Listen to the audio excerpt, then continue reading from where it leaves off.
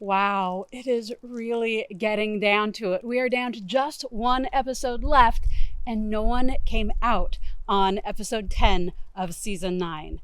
I have to admit, I was a little distracted watching episode 10 of season 9 because Alone Before the Freeze, the prequel to the Frozen season, was coming on right after. So we have lots we're going to be talking about with the Frozen season, but for right now, we are sticking to season 9. So I'm going to be talking about episode 10 of season 9, of course, talking about the things that we're seeing on there and some other survival related topics brought up by this episode. I'm going to be talking a little bit about some particulars of squirrel snaring in general, some good strategies for not having squirrels be live in the snares, a little bit about working with cob and clay in cold weather, and a lot more. So let's go ahead and dive in.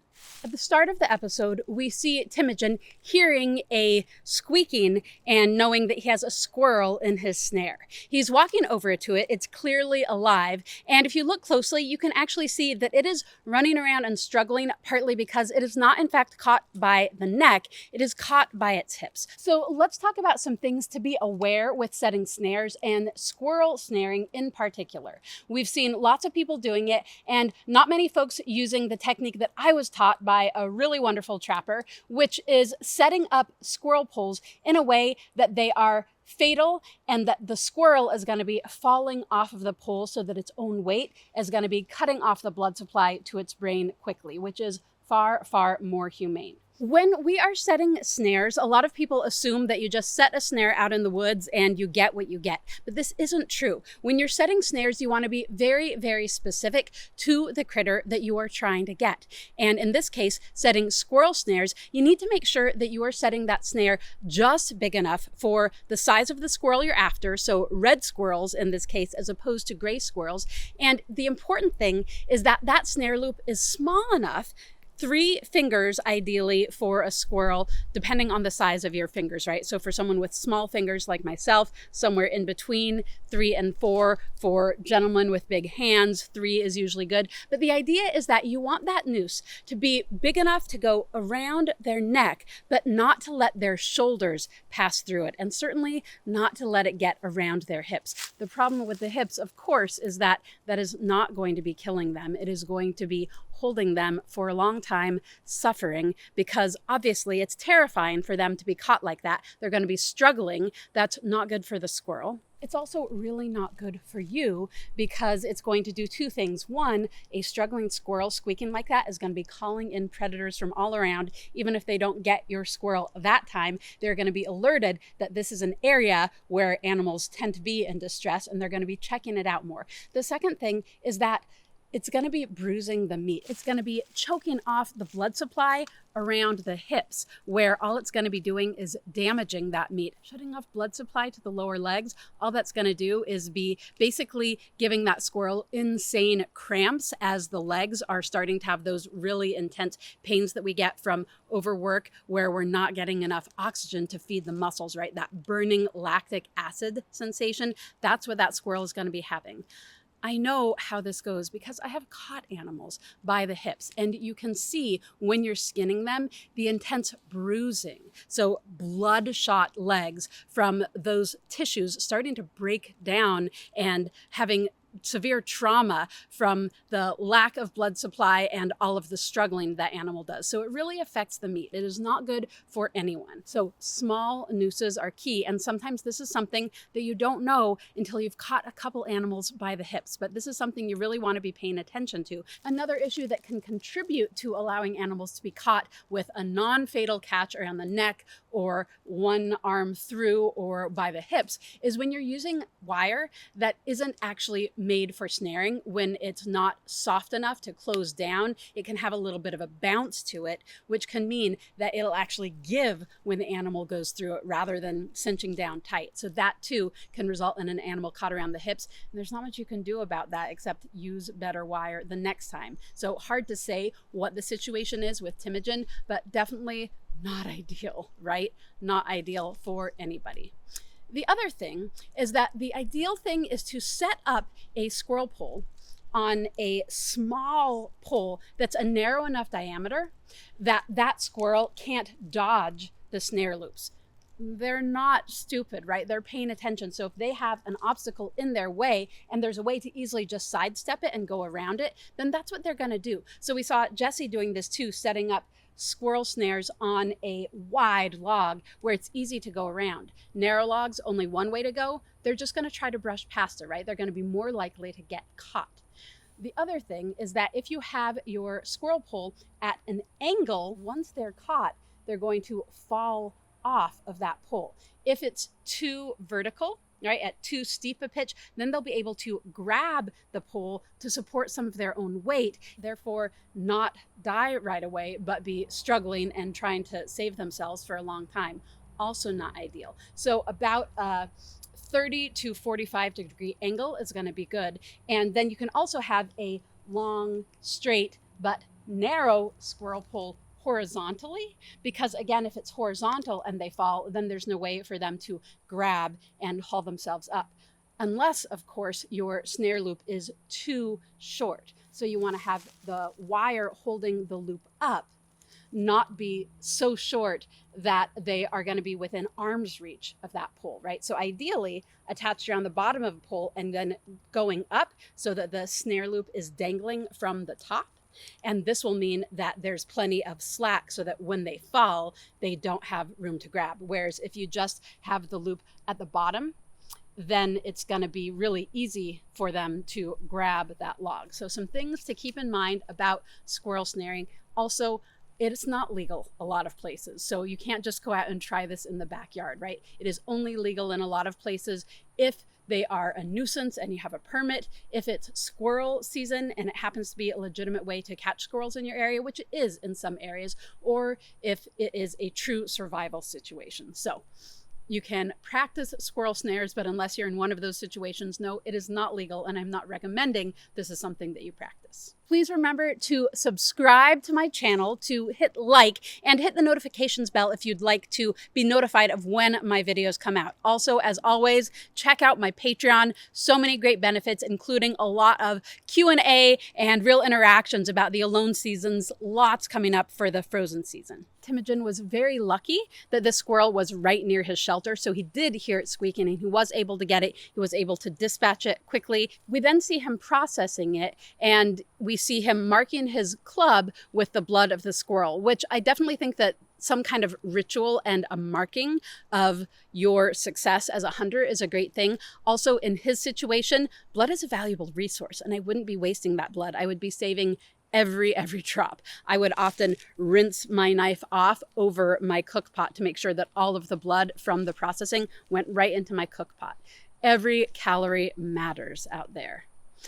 Which brings me to this is the second time that we've seen details of Teimojin skinning his animals, and he's cutting in the middle of the spine and then taking the hide off in two pieces, which does two things. One, it makes it so that you're not going to be tanning that hide, so it's a waste, but then also it means that you can't very easily scrape the membrane. So even if you're not going to be tanning that squirrel skin, it's a good idea to take it off all in one piece in a case, in a tube, and then you can slide it over a branch and carefully scrape with your knife and get all of the membrane, which is the layer between the skin and the muscle, off, because that is where the majority of the fat in that animal is. So if you're just peeling off the skin and tossing it, then you're losing a lot of the fat, and the fat is absolutely the most valuable part of any small game animal. Really, really key, particularly in the situation he's in. So awesome that he gets a squirrel. I'd like to see him make a little bit better use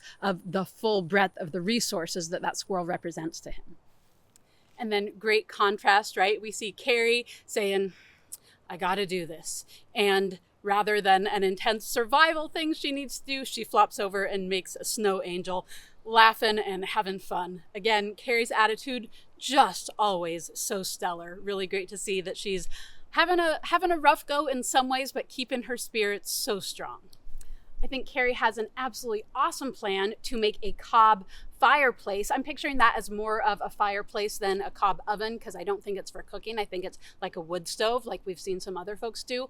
But she waited so late to do it, right? It's a great idea. She absolutely needs to get that shelter sealed. I've been really sad seeing that it's still so open. We'll talk more about that later.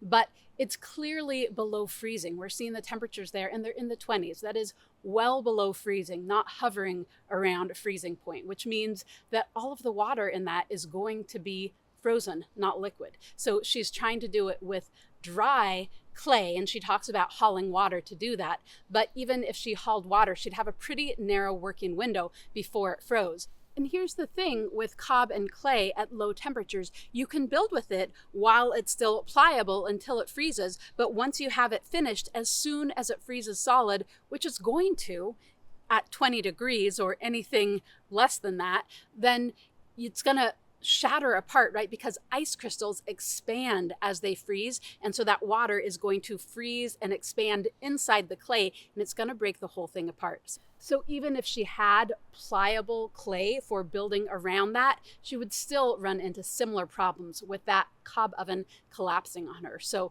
great plan, way too late in the year to be implementing it. I wish she had done this one of her first weeks out there.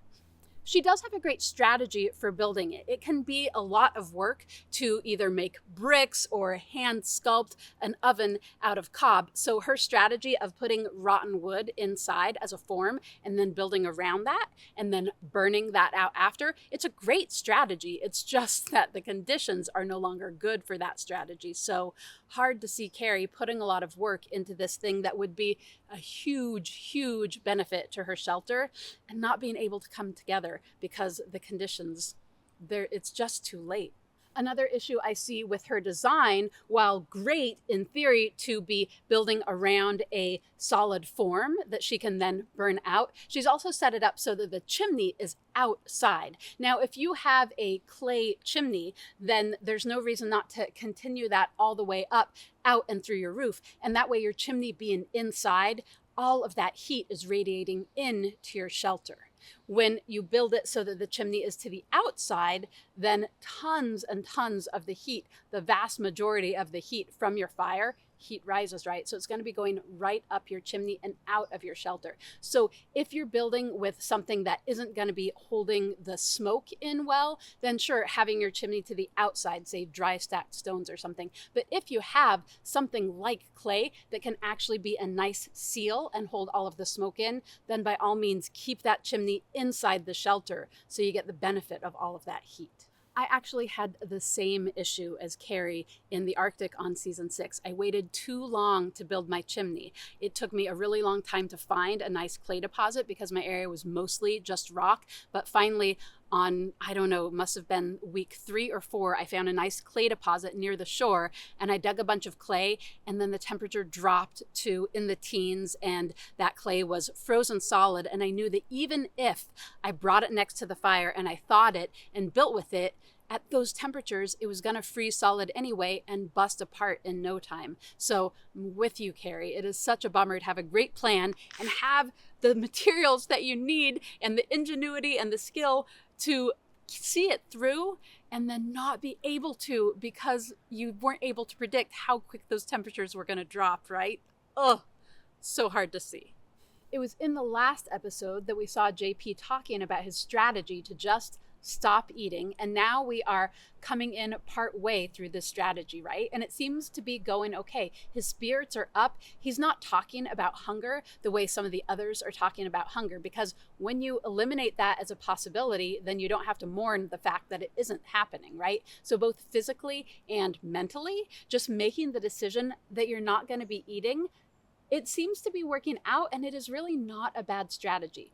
There are some potential risks with it though. And one of those is that when you go for a long time without eating, your digestive system is shutting down a bit and it can be shrinking on you. So what he might find is that he's feeling good for now, but once he starts eating again, should he have the opportunity, then it might be a lot harder to come back from that deep fast where he's starting to really metabolize his body, his muscles, and who knows when he's going to be starting to get into the organ danger zone. Dang, it's really cool watching his process with this and how strategic he is being Him changing clothes in the sleeping bag, yeah, it makes sense. It's a pain in the butt, but given his strategy, he has to conserve every possible calorie, and not taking your body out into the really, really cold is a good way to do that. Plus, as he says, building body heat by struggling in that sleeping bag to get your clothes on. And this brings me to something that we haven't talked about in these reviews so far, and that is just how long everything takes out there. And I always notice this, just getting myself put together in the morning, getting all of my clothes on, getting my water thawed, and getting myself hydrated. It felt like it was half of the daylight hours. And then before you know it, it's time to be doing the opposite and getting ready for bed, right? In those northern climates where you're really close to the Arctic Circle, you get such little light in fall and winter, and the days get shorter a lot faster. So it's really, really noticeable, all of the things that take you so darn long to do out there. We're seeing it with Teimojin too, where he has to stop and take a breather after every 3 steps. It just means that you cannot get very much done during one day. Juan Pablo is talking about the wet snow and how rough it is. And absolutely, those are the worst possible conditions. Really strong winds and wet snow that just turns right into freezing water as soon as it touches you. Ugh. Laying low, staying in the shelter, being tucked up in the sleeping bag, that's the best strategy right there. We can see the details of Juan Pablo's shelter a little bit better here. And I've got to say, it is not very well set up for the kinds of deep snows that they are starting to get out there. What we see is not a lot of structure. He talks about this, he knows it, and he addresses it. The fact that a lot of the structure is horizontal poles and the tarp is sagging between those. So anywhere that you have horizontal poles and a tarp that isn't taut, it's making a place where that tarp can bucket, right? It pools inside that. And that means that not only is it catching the snow, but it's going to be maintaining a lot of weight. And over time, the weight of the snow dragging down into where it pools makes it a lot likely that that tarp could break or start to leak, and it's just going to be leaking right down in there. So really glad that he is spending some time fortifying it. I don't think it's fortified enough. This is a fairly flimsy shelter with almost no insulation given those conditions. Now, he's staying in his sleeping bag a lot, right? So maybe his strategy is don't worry too much about the shelter, just use the sleeping bag as a shelter and save the calories. So, it's a gamble for sure, but I would want to put a lot more time towards making a much more substantial shelter that actually had insulative value that would hold my heat in. It's good seeing that Teimojin's shelter is kind of the opposite, right? Juan Pablo with almost no insulation, and then Teimojin's is mostly insulation. And it's true, from the outside, it's hard to see that it is actually 2 feet of insulation in just a small open area in the middle, which I'm going to say is a good strategy for that place. Now, obviously, his looks like it's pretty low. It's probably hard to stand up comfortably. I like to have at least one place in the shelter that you can stand up comfortably, like Karie Lee's has, really low, but one spot where she can stand up and be comfortable. It's really helpful for things like changing clothes and checking out your body and dealing with various things. But too much headspace like Juan Pablo has, you're losing a ton of your warmth because heat rises. So really interesting to see the contrast in all of the different shelters. Also, Teimojin's looks like it doesn't have much in the way of door, like he's having to crawl out. And in those conditions, this is rough because that wet snow, every time you crawl in and out, you're just getting that wet snow slumping right down onto you. It's going to soak you. It's going to freeze you. It makes it both inconvenient and it makes it take a lot of calories, just the process of crawling in and out of the shelter and then warming back up after potentially getting wet and cold in so doing. Teimojin talks about the constipation out there, always a really important topic out there, especially himself as a doctor, really knowing what a big deal this is. We actually had a great talk about this subject on the Patreon call where we had Teimojin and Tom.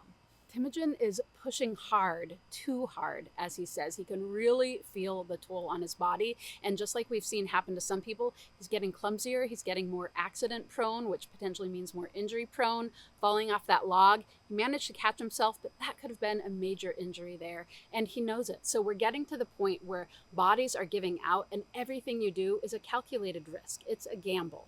Is he going to get enough insulative value from those boughs to make it worth the risk of potentially falling off a slippery log and hurting himself and taking himself out.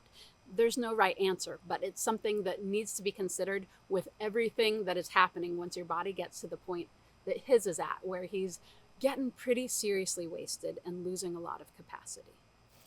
I appreciate something that Teimojin says here. He's talking about the grouse that he's trying to save for Thanksgiving, and what he says is not, that is going to really feed me for a while. He says, that's going to be a big boost in my mental game. And this is really key, because a little bit of grouse after a long time with not enough, it's not going to do that much to stave off the starvation that is already really far gone. But the mental, right? The knowing that you have some food saved, that's really big. So this illustrates that he knows that it's actually in some ways more about the mental game, more about knowing that you have something to look forward to, setting yourself a goal with a reward when you reach that goal. That is part of what these small amounts of food these folks are dealing with actually does for them, more than what it does for their body.